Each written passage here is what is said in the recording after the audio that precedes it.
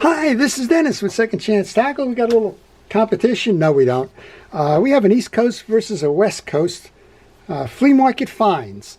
And Scott has sent me a bunch from the West Coast. I'm sure he will win if it's a competition. But I want to share with you the reels that he's found at a flea market.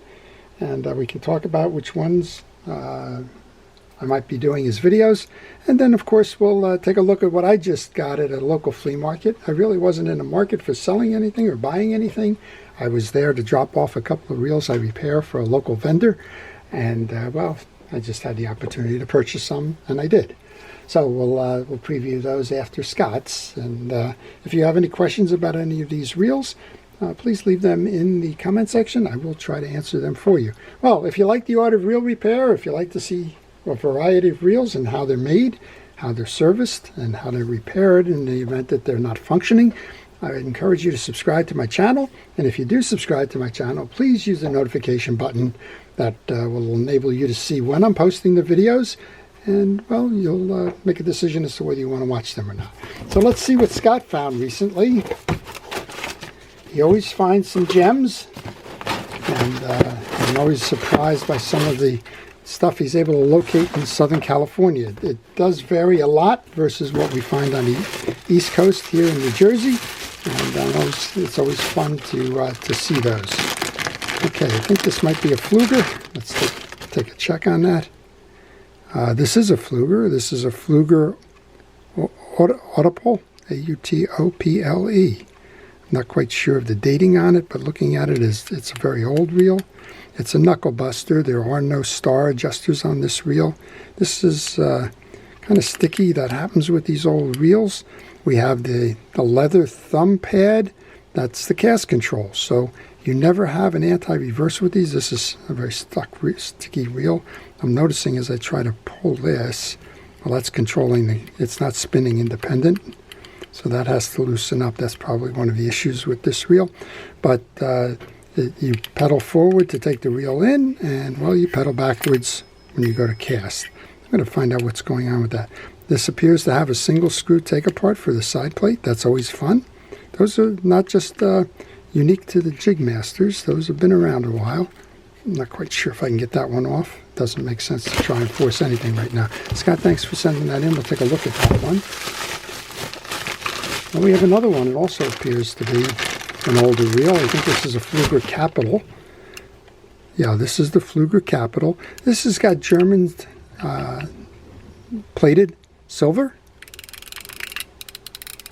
Also has the single take-apart system. This one's very unique. All of the gear mechanism is protected by this rubber or this plastic insert. It's much wider than you would see on many of the reels that are available today. And I like these reels. They're a little on the heavy side in terms of being something to work on or something to fish with, but they're fun. Third one up then is a small bait caster. This looks like an Ocean City. It's a Fluger Supreme. But this one's a very nice condition. It does have a drag system here. This one's working nice and smooth. And we'll take this apart. I think I already did one of these. I'll check my library. If I haven't done one of these, I will. This is not uncommon. You have one of these, it's hard to move. Usually some penetrating oil will help to free that up. I am looking. There does seem to be some buildup of some dirt and debris.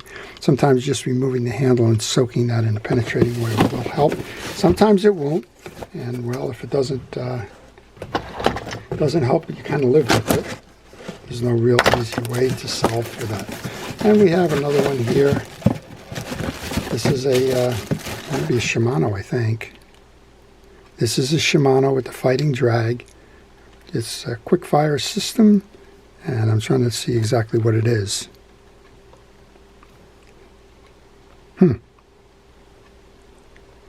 It's the GTX Plus Magnum Light. Okay, always fun. The Fighting Drag is nice. What that enables you to do is to set your drag below, and then as you engage, you can see there's a ramp here. So this is sort of like first strike. It's the lightest of your drag setup, much like you would do on a lever drag reel. And then you can monitor that. You can swing it without tightening or loosening this. Swing it to what is appropriate, and then kind of back it off if it's too much. to enable you to fight the fish. Scott, thanks for those additional reels. They're great. So let's see what I found for my few dollars that I spent at the flea market the other day. So this is your East Coast version. They don't come as nicely packed as Scott. It's just a variety of what are these reels and why would you pay any money for them. And well, I didn't pay a lot, let's just say that, right? So backstory on this one is I was dropping off some reels for an individual, and he's a vendor at a local flea market, and somebody approached that vendor and said, I got a box of reels, would you be interested in them? And it drops this on the table, and the vendor says, what am I going to do with these? They're kind of missing parts. They're something I don't sell a lot of. Maybe I would be interested in buying them. And I looked at them and made them what I'll call a fair offer, knowing the condition of them. And well, I got a box of reels now. Most of them, or some of them will be for parts. Some of them we'll try to repair. Here's a rear drive Shakespeare Axiom reel. I don't go crazy on rear drive reels, but I like this one. This one's a very smooth reel. It's a 5-ball bearing reel, and if you do like the using those rear drag reels, this is a good one for you. What's the advantage of a rear drag reel? Well, you just saw it on that fighting drag reel.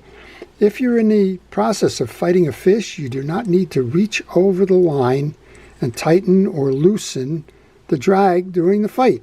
You can simply control it from the bottom. What's the disadvantage to a reel like this? Well, you're never going to see these in very large sizes.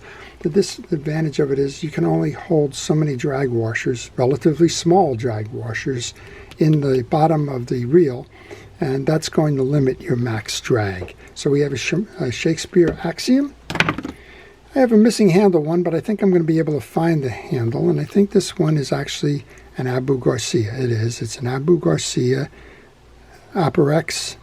Again, another rear drag reel. And this one's got the quick fire as well. Those are the ones when you're casting. You don't need to touch the line. You simply pull back to release the bail and the line. Everything's working except the handle, and I can usually find a handle for those. Then we have one more of those rear drags. This is another Abu. So you're seeing the reels that I'm getting here are not what I'll call garbage brands or local store brands where you can't find pieces and parts. And in some cases, if the reel is gone,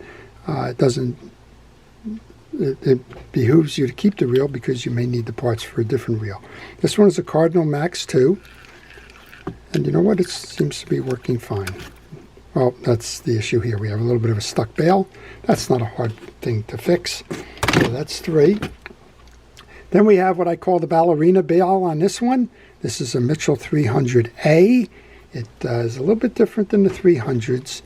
This one probably was made right in France, or it may have transferred over to Taiwan at the time. I'm not sure. The later 300As did go to Taiwan. You can tell the 300A versus the 300 because it generally has a red stripe on the bottom. This one, I call it the ballerina bail. You're hitting the thing and it's not tripping. So I just had a fellow just give me one of those for repair, and there was a sticking trip lever here, and I think that's what's happening on this one. The spring seems to be working. As long as the spring wants to make an attempt to release the bail, then generally that can be cleaned up with some penetrating oil and the like. And this one, well, it's just stubborn, and I think that's what's happening is it's coming around. This is not kicking back all the way. That can be repaired. And so there's 4 reels out of my pile that said it's a good idea. I have 2 of these. I have the Zebco 33s. This one is working.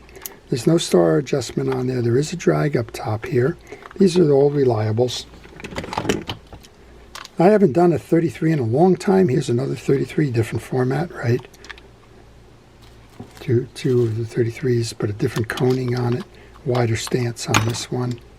This one is not working. Maybe we'll take that apart, find out why the reels failed. And here's another one that's come apart. So you can see they weren't very particular about caring for the reels. I wasn't very particular about offering them a lot of money for it.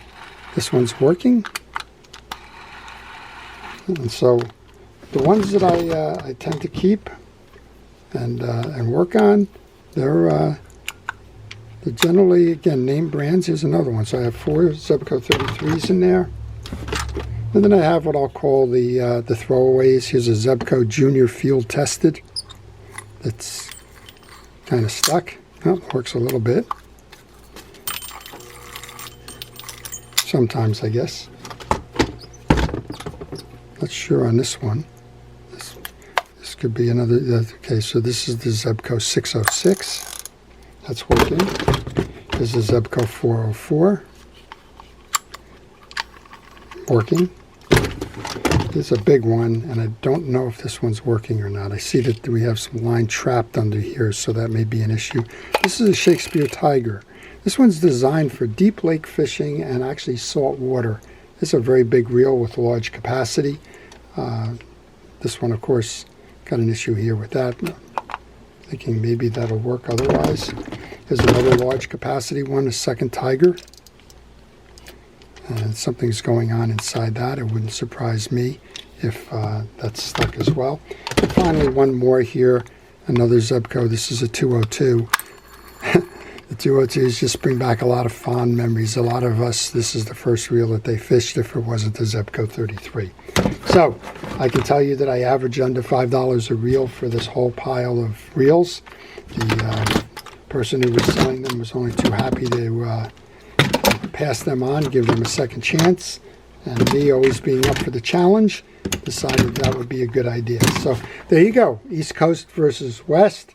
Nothing old, nothing really outstanding. A couple of them collectible, probably, with those 33s. A couple of those that will certainly get a second chance right away. But overall, just a lot of fun and an unexpected surprise as I was sitting there totally not looking for fishing reels at the time. So I hope you've enjoyed that.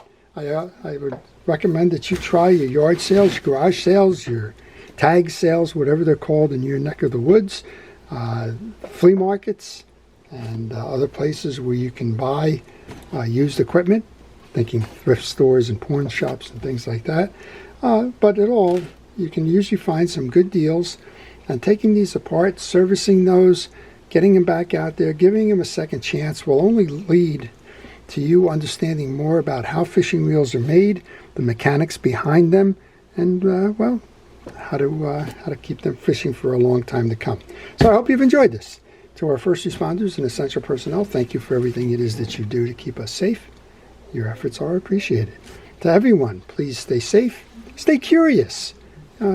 Go buy a box of reels like this, take them apart, see what you can learn from them. Stay fishing, and keep your reels in good repair so that when it's time for that run, your reels won't fail. This is Dennis with Second Chance Tackle. Have a great day.